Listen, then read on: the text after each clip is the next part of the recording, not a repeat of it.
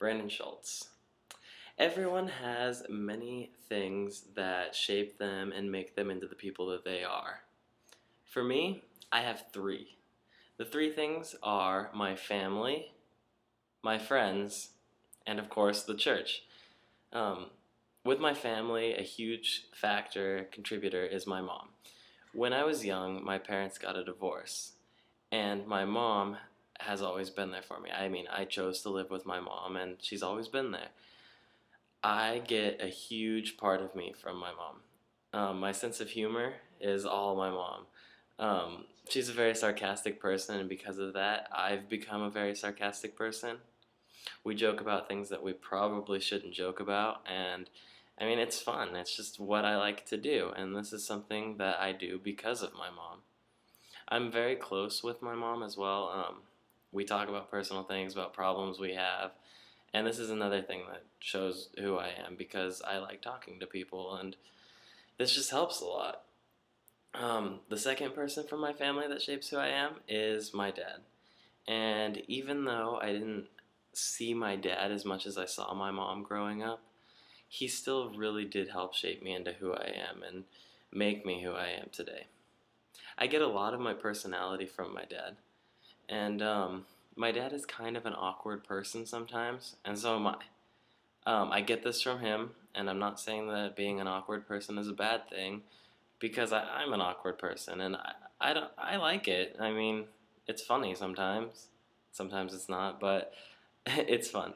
And not only do I get these good things from my dad, but I also get a couple bad things. And the one that I don't like the most is my bad temper. It's not too bad to where I can't control it, but it's not fun to have. Um, so that's what I get from my family.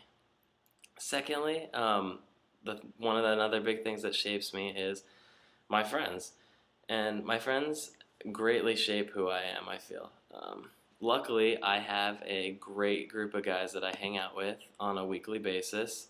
We go in the spa together and we just talk about our problems, and it's it's fun. I mean, I want to be a psychologist later in life. I like talking to people about problems they have, and this really does show who I am.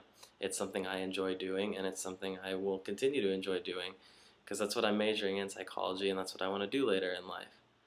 Um, on the weekends, if we're not in the spa, we make videos that show our inner weirdness because I am a weird person. All of you probably know that now, and my friends are weird as well, as you might imagine.